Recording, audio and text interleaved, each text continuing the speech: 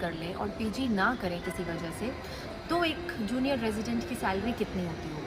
देखिए, एमबीबीएस अपने आप में 5.5 इयर्स की डिग्री है, जिसमें जो लास्ट का साल होता है that is the time of your internship. Internship के टाइम भी आपको स्टाइपेंड मिलता है।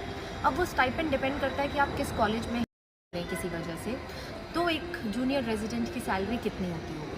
देखिए, एमबीबीएस अपने आप में 5.5 इयर्स की डिग्री है, जिसमें जो लास्ट का साल होता है that is the time of your internship. Internship के टाइम भी आपको स्टाइपेंड मिलता है। अब वो स्टाइपेंड डिपेंड करता है कि आप किस कॉलेज में हैं और किस स्टेट में पढ़ रहे हैं, but the range of the stipend is between 10,000 to 25,000। और ये जो स्टाइपेंड है ये एज अ स्कॉलरशिप कंसिडर होता है, इसीलिए इस पर कोई इनकम टैक्स भी नहीं करता है। तो पहले आपकी अर्निंग स्टार्ट हो जाती है आपकी इंटर्नशिप से ही। देन इंटर्नशिप कंप्लीट करने के बाद अगर आप डिसाइड करते हैं कि you need some time to prepare for your post graduate degree and simultaneously you also want to start earning as a junior resident, तो आपके पास 3 तरीके होते हैं। पहला तरीका कि आप कोई ना कोई गवर्नमेंट हॉस्पिटल ज्वाइन करेंगे। दूसरा तरीका you will join any private hospital as a junior resident. या फिर तीसरा तरीका ये होता है कि आप अपनी खुद की प्रैक्टिस भी स्टार्ट कर सकते हैं, because after doing MBBS you are eligible to start your own practice. One by one तीनों तरीके के बारे में बात करेंगे। First is government hospital and government colleges.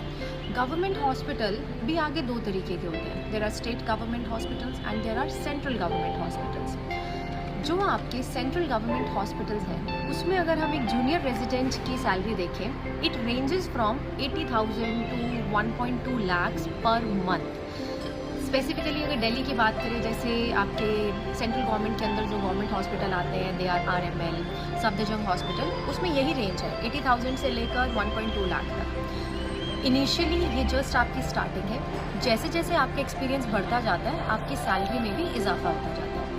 Government hospital के बाद बारी आती है आपके प्राइवेट हॉस्पिटल की। प्राइवेट हॉस्पिटल्स में भी if we talk about metro cities like Delhi, then starting from 90,000 to 1.4 lakhs, this is going to be your starting salary. But ये जो मैंने आपको सैलरीज बताई हैं ये मैंने बताई हैं हमारे दिल्ली की।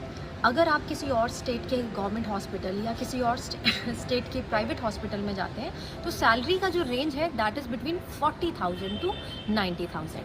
तो ये 2 तरीके हैं आपके पास after completing your MBBS where you can work as a junior resident. बाकी इन 2 तरीक़ों से जब आप बहुत सारा एक्सपीरियंस गेन कर लेते हैं, आपको पेशेंट हैंडलिंग आ जाती है, पेशेंट के साथ रिलेशनशिप बनाना आ जाता है, तो आप अपने होम टाउन में या कहीं भी अपनी एक प्राइवेट प्रैक्टिस भी शुरू कर सकते हैं, प्राइवेट क्लिनिक भी शुरू कर सकते हैं। एंड उसमें there is no bar of salary.